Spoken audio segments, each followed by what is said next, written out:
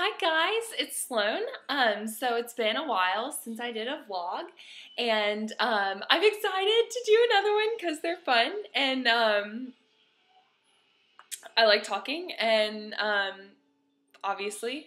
Anyway, today's vlog is going to be a little bit about my experience with the 40 days because I start week 5 today.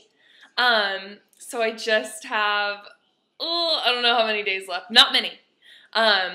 It's about 15. So, it's been really, really, really difficult. But awesome too at the same time. So, if you're not familiar with the 40-day challenge, it's with Baron Baptiste, and it's 6 weeks about, and there's 2 meditations a day, 1 in the morning, 1 at night, and 1 yoga practice a day for 6 weeks. And it gets progressively longer as you go along. So right now I'm on 25 minutes of meditation in the morning and then at night, and an hour and 15 minutes of yoga every day. And the yoga part obviously hasn't been hard, but the meditation has, because making yourself every day sit and just be and just see what comes up for that long it's really hard. And it's one of those things that you can't just go through the motions with. You really have to get into it. You really have to look at yourself and see what needs to change, and what you can let go of. And what I love most about this is that Baron's approach to meditation and to yoga is not about fixing. It's about creating a space within you to allow the stuff that has been locked up inside that you don't really want to touch and you don't want to deal with, or that you're hiding from others or from yourself. You have to stop, and you have to get peaceful. You have to get quiet. You have to connect with just it sounds silly, but you really just have to connect with your center, and that stuff bubbles up to the top and lets go of you. So it's not about 40 days of finding everything that's wrong with you and then finding a way to change it. It's 40 days of connecting to who you really are, all the way deep down. And so for me, this challenge couldn't have come at a better time. Because with my recovery, I felt like I was making really great strides, but I just had a couple more walls that I really needed to push through.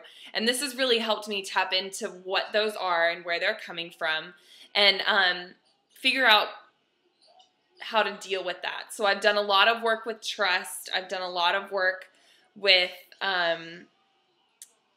just my body and stuff like that. And some of my last little weird food rules and that kind of thing, and it's been really powerful. So I'm looking forward to the next couple weeks.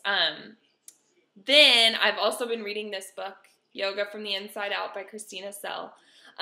It is one of the texts that's comes pretty highly recommended when anybody goes through teacher training.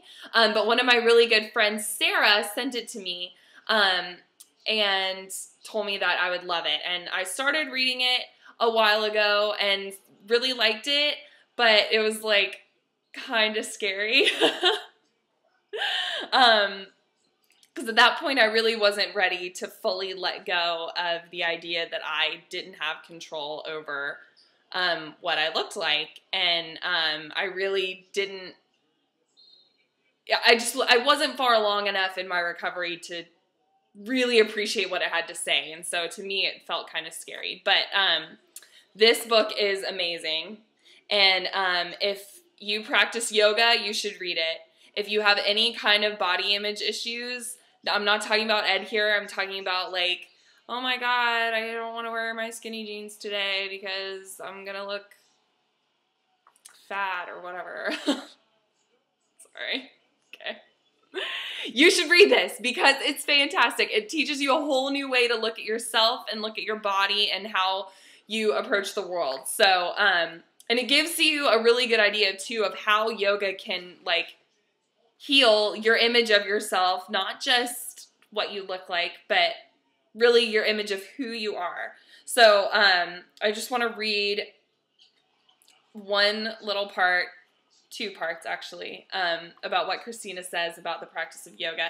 In the practice of yoga, we develop a set of communication skills that deepen our ability to pay attention, to speak, to listen, and to respond to the sensations of the body. This practice of communicating with the body begins to fuse the body and the mind, creating union or yoga. So that's basically, I mean, that's why we all do it. That's why we do yoga. And then later she talks about how to connect it to your spiritual practice. And this is my favorite quote,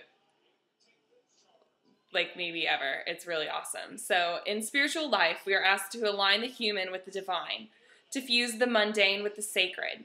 Through Hatha Yoga, we can align our physical structure with its highest potential. We can align our mental structures with our divine intentions and fully awaken to our true nature. We can align with grace. And that's just the whole goal of how I want to live my life. And so that text really speaks to me, and reading this book and doing the challenge at the same time has really been a way to fully come into who I am,